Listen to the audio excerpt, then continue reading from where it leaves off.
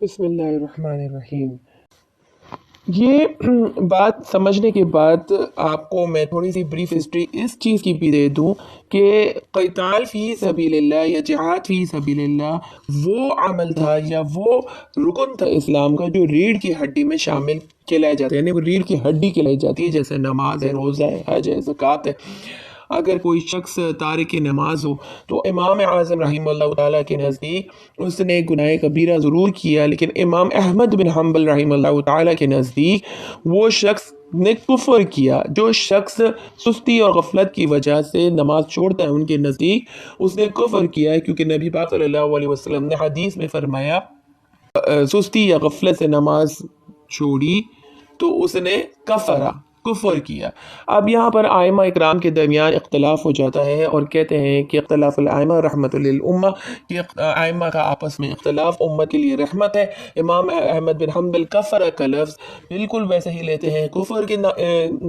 معنی میں، اور امام اعظم رحمہ اللہ تعالیٰ کفر کا لفظ ناشکری ناقدری کے معنی میں لیتے ہیں، کیونکہ ان کے نزدیک اگر کوئی نماز اس عقیدے سے چھوڑتا ہے کہ نماز کی کوئی جگہ نہیں ہے دین اسلام میں، نماز کوئی عبادت نہیں ہے، تو وہ کافر ہوگا۔ لیکن اگر اس نے اپنی سستی اور غفلت کی وجہ سے نماز کو ترک کیا، یہ جانتے ہوئے اور یہ مانتے ہوئے کہ نماز دین کا رکن ہے اور نماز فرض ہے، نماز پڑھنی چاہیے، لیکن اپنی غفلت اور سستی کی وجہ سے اس نے نماز چھوڑی، تو اس کے عقیدے کی وجہ سے وہ کافر نہیں ہوگا، لیکن ہاں گناہ کبیرہ کا مرتکب کہلایا جائے گا۔ اسی طرح جہاد فی سبیل اللہ کے بارے میں بھی جو یہ عقیدہ رکھتا ہو کہ اس زمانے میں اب جہاد کی ضرورت نہیں، جس کا عقیدہ یہ ہو کہ اس زمانے میں جہاد کی ضرورت نہیں، اب کفار سے نمٹنے کے طریقے اور ہیں یا فتنوں سے نمٹنے کے طریقے اور ہیں، اور جہاد کا اب اس زمانے میں کوئی کام نہیں، تو ایسا شخص بھی کافر ہو جائے گا، دائرہ اسلام سے خارج ہو جائے گا۔ لیکن وہ شخص جس کا ایمان ہو کہ جہاد اللہ تعالیٰ کی طرف سے فرض کردہ ایک عبادت ہے، لیکن وہ اپنی غفلت، سستی، خوف، ڈر کی وجہ سے اس کو ترک کیے بیٹھا ہوگا، تو وہ کافر نہیں ہوگا، ہاں وہ گناہ کبیرہ کا مرتکب ہوگا۔ کیونکہ جس زمانے میں جہاد فرض عین ہو اور اس کو چھوڑا جائے تو اللہ رب العزت اس کے بارے میں فرماتے ہیں کہ اللہ تعالیٰ باقاعدہ ایک آیت ہے جس کے اللہ تعالیٰ فرماتے ہیں اِلَّا تَنْفِرُوا يُعَذِّبْكُمْ، اگر تم جہاد میں نہیں نکلو گے تو اللہ تعالیٰ تمہیں دردناک عذاب دے گا۔ یہ سورۃ توبہ کی آیت نمبر 39 ہے۔ جو جہاد کا اعتقاداً انکار کرتا ہے کہ اب جہاد ضروری نہیں ہے، جہاد اس وقت ضروری تھا جس وقت نبی پاک صلی اللہ علیہ وسلم کا زمانہ تھا، جس وقت خلفائے راشدین کا زمانہ تھا، اس وقت ضروری تھا، لیکن اب ضروری نہیں ہے، اور اس کے علاوہ جہاد کو چھوڑ کر اور کسی چیز سے اسلام کا غالب ہونا ممکن ہے، تو ایسے شخص کا اگر اعتقاد ہو، عقیدہ ہو، تو وہ کفر کا مرتکب ہو جاتا ہے، کیونکہ بہت ساری احادیث اور بہت ساری آیات اس بارے میں موجود ہیں۔ جیسے ایک حدیث میں آپ کو سنا دیتی ہوں کہ حضرت سلمہ بن نفیل رضی اللہ تعالی عنہ بیان فرماتے ہیں کہ میں رسول اللہ صلی اللہ علیہ وسلم کی خدمت میں حاضر تھا کہ ایک شخص آپ صلی اللہ علیہ وسلم کے پاس آئے اور کہنے لگے یا رسول اللہ، گھوڑے چھوڑ دیے گئے اور اسلحہ رکھ دیا گیا، اور کچھ لوگوں نے یہ گمان کر لیا ہے کہ اب لڑائی ختم ہو چکی، یعنی جہاد ختم ہو چکا۔ یہ سن کر رسول اللہ صلی اللہ علیہ وسلم نے ارشاد فرمایا کہ یہ لوگ جو جہاد ختم ہونے کا گمان کر رہے ہیں جھوٹے ہیں، جہاد تو ابھی شروع ہوا ہے، اور میری امت کی ایک جماعت ہمیشہ اللہ کے راستے میں جہاد کرتی رہے گی، اور اس کی مخالفت کرنے والے اس کا کچھ نہیں بگاڑ سکتے۔ اللہ تعالیٰ ان کی خاطر کچھ لوگوں کے دل ٹیڑھے کرے گا تاکہ ان کے ذریعے ان مجاہدین کو روزی دے، یعنی امت کے یہ مجاہد لوگ کافروں سے لڑیں گے تو کفار کے اموال یعنی مال غنیمت ان کے ہاتھ آئیں گے، جو ان کا روزی رزق بنے گا۔ یہ مجاہدین قیامت تک جہاد کرتے رہیں گے، اور گھوڑوں کی پیشانی میں قیامت کے دن تک ہمیشہ کے لیے خیر رکھ دی گئی ہے، اور جہاد بند نہیں ہوگا یہاں تک کہ یاجوج ماجوج نکل آئیں۔ یہ سنن نسائی کی حدیث ہے۔ ایک اور حدیث ہے الجہاد ماضٍ الی یوم القیامہ، کہ جہاد قیامت تک جاری رہے گا۔ یہ تمام احادیث اور یہ آیات اس بات کی دلیل ہے کہ اسلام کے غلبے کے لیے جہاد کا ہونا ضروری ہے۔ اگر اکثریت قوم بھی چھوڑ دے جہاد کو، تب بھی جو چھوٹی سی بھی جماعت اس میدان میں موجود ہوگی وہی حق پر ہوگی۔ حدیث سنائی تھی حضرت انس کی، جس میں تھا کہ اپنے مال اور اپنی جانوں اور اپنی زبانوں سے جہاد کرو، تو اس میں لفظ السنتکم یعنی اپنی زبانوں سے جہاد کرو۔ اس کو بھی سمجھ لیں کہ ہمیں یہ بات تو سمجھ آتی ہے کہ اپنی مال اور اپنی جان سے جہاد کرو۔ مال سے جہاد کرنا مطلب یہ ہے کہ جہاد کے لیے پیسہ دینا، مال دینا، دین کی نصرت کے لیے ان کو ساز و سامان یا ان کے جو پیچھے گھر والے ہوتے ہیں ان کی دیکھ بھال، یا جو قید ہو جاتے ہیں تو اللہ رب العزت نے آپ صلی اللہ علیہ وسلم نے فرمایا فک العانی کہ قیدیوں کو چھڑاؤ، تو اپنے مال کو اس مقصد کے لیے لگانا، یہ سب جہاد فی سبیل اللہ کے زمرے میں آتا ہے۔ اور اپنی جانوں کو جہاد فی سبیل اللہ میں استعمال کرنا، اس سے مراد یہی ہے کہ میدان جہاد میں باقاعدہ خود عملاً حصہ لینا۔ چاہے زمانے کے لحاظ سے دیکھا جائے تو اگر کوئی مجاہد میڈیا وار بھی لڑ رہا ہو، یعنی مجاہدین کے ساتھ وہ سائبر وار بھی لڑ رہا ہو کفار کے مقابلے پر، تو وہ مجاہد ہی کہلائے گا، وہ جہاد ہی کہلائے گا۔ ہاں درجے مختلف ہیں۔ پھر جب آتے ہیں اپنی زبانوں سے، تو زبان سے جہاد کا کیا مراد ہے؟ تو اس کا مطلب یہ ہے کہ کافروں کی ایسی مذمت کرو اور انہیں ایسی سخت باتیں سناؤ جو انہیں بری لگے اور انہیں ان باتوں کے سننے سے تکلیف ہو۔ اب یہاں یہ کہیں گے کہ جی محبتیں بانٹنی چاہیے، ہمیں کافروں سے نرم طریقے سے بات کرنا چاہیے، ورنہ وہ اسلام کی طرف کیسے راغب ہوں گے؟ اسلام تلوار سے نہیں پھیلا، اسلام اخلاق سے پھیلا ہے، اسلام محبت سے پھیلا ہے۔ تو یاد رکھیے گا، اسلام کو ہم سے زیادہ ہمارے رسول سمجھتے تھے، اسلام کو ہم سے زیادہ صحابہ اکرام سمجھتے تھے، اور اسلام جو ہے وہ اللہ تعالیٰ کی نازل کردہ دین ہے، اور ہم کوئی نہیں ہے کہ ہم اس کا مقابلہ کریں کہ جی اس طرح نہیں ہوتا یا اس طرح ہوتا ہے۔ وہ کفار جو اللہ تعالیٰ کی وحدانیت کے خلاف کھڑے ہوتے ہیں، جو توحید کے معنی کو بگاڑتے ہیں، جو توحید کے خلاف دشمنی کرتے ہیں، تو عقیدہ الولاء والبراء کا مقصد ہی یہی ہے کہ اللہ کا دوست ہمارا دوست اور اللہ کا دشمن ہمارا دشمن۔ اللہ تعالیٰ کفار یا مشرقین سے محبت نہیں کرتے، لیکن ان کو مہلت دیتے ہیں اس دنیا میں کہ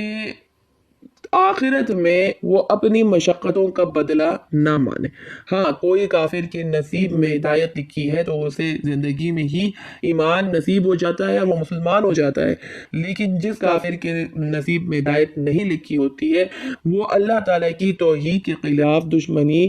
آخری سانس تک کرتا ہے۔ اب دشمنی سے کیا مراد ہے؟ تو لوگ کہیں گے کہ جی اگر کوئی شخص اپنے دین پہ ہے اور آپ کے دین کو کچھ نہیں کہہ رہا تو ہم چھوڑ دیں۔ بے شک ٹھیک ہے، اللہ تعالیٰ فرماتے ہیں کہ ان کافروں سے تم مٹھ بھیر ہو جو تمہیں گھروں سے نکال دے، یا جو تمہارے دین کے مقابلے میں تم پر چڑھ دوڑے، اور وہ کافر جو تمہیں نقصان نہیں پہنچاتے، جو تمہیں گھروں سے نہیں نکالتے یا تمہارے دین پہ کچھ نہیں کہتے، تو ان کے ساتھ بھی احسن اخلاق کے ساتھ پیش آؤ۔ لیکن اس احسن اخلاق کا یہ مطلب نہیں کہ ان کے شرکیہ اعتقاد کے رد نہ کرو۔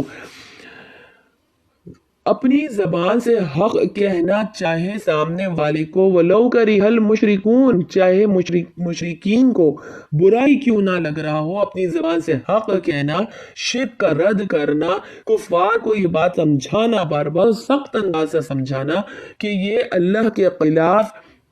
ایک گھناؤنی عمل ہے کہ آپ اللہ کی وحدانیت کا انکار کرتے ہوئے اس کے ساتھ شرک کر رہے ہیں۔ اللہ تعالیٰ فرماتے ہیں ان الشرک لظلم عظیم، کہ بے شک شرک سب سے بڑا ظلم ہے۔ اس پہ ایک واقعہ میں سناتی ہوں آپ کو کہ حضرت عبداللہ ابن الوہاب رحمہ اللہ تعالی اپنے شاگردوں کو ایک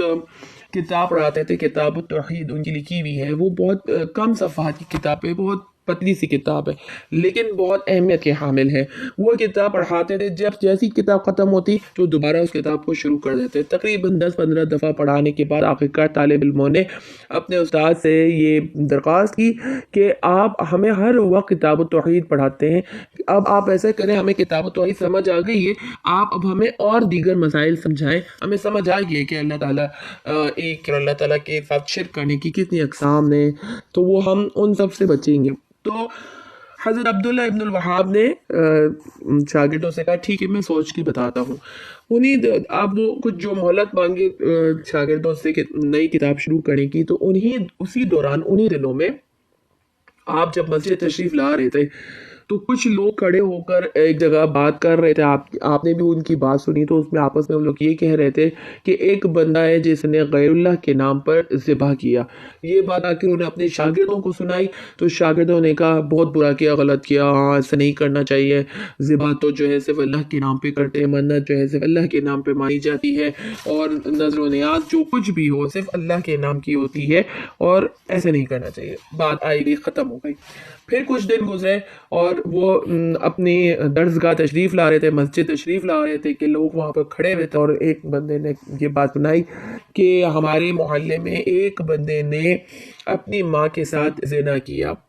یہ بات آ کر انہوں نے اپنے شاگردوں کو سنائی تو شاگرد آگ بگولا ہو گئے اور انہوں نے غصے سے کہا اس کو تو مار دینا چاہیے، اس کو تو موت کی گھاٹ اتار دینا چاہیے، شرم نہیں آتی اس نے اس قسم کا کام ہمارے رہتے ہوئے کیا ہے اور ہمارے محلے میں کیا ہے وغیرہ وغیرہ. تو بہت غصہ کیا. اس پہ حضرت عبداللہ ابن الوہاب نے کہا کہ ہم کتاب التوحید پڑھیں گے. تو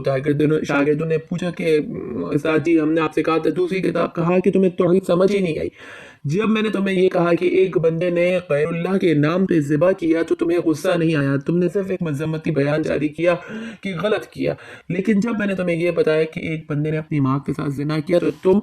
تمہاری آنکھیں لال ہو گئی، تمہارا چہرہ سرخ ہو گیا اور تم کھڑے ہو گئے کہ اس کو مارو.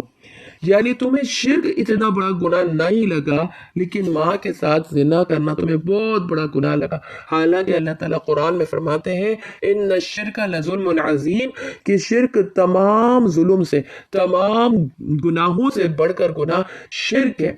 نہ ماں کے ساتھ زنا کرنا اتنا بڑا گناہ، نہ ہی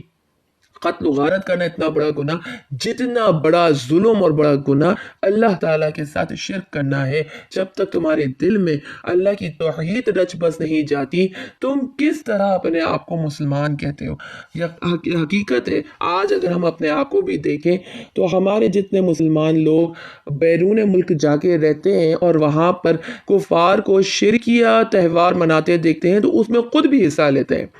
کہتے ہیں کہ جی ہماری کولیگ ہے، انہوں نے دیوالی منائی، ہولی منائی تو اس کی مٹھائی آ گئی تو ہم کیسے انکار کر سکتے. اخلاقیات نہیں ہے، یہ اخلاقیات نہیں کہلائے جاتے، یہ آپ کی ایمان کی سطح ہے کہ آپ نے ایک شخص نے، وہ چاہے کافر ہی ہو، اس نے اللہ کے معاملے میں شرک کیا اور اس پر وہ آپ کو مٹھائی کھلا رہے ہیں اور آپ بخوشی اس سے مٹھائی قبول کر رہے ہیں. یہاں آپ کا ایمان یہ ہونا چاہیے کہ ہم اللہ کی ذات کے بارے میں شرک قبول نہیں کرتے، اور اس شرک کے وجہ سے ہم کسی بھی قسم کی آپ کے ساتھ تعاون کرنے کو تیار نہیں ہے. جیسے حضرت ابراہیم علیہ السلام نے اپنے والد اور اپنے قوم کو یہ بات کہہ دی تھی کہ تمہارے اور ہمارے درمیان اس وقت تک دشمنی ہے جب تک تم اللہ پر ایمان نہ لے آؤ. گویا جو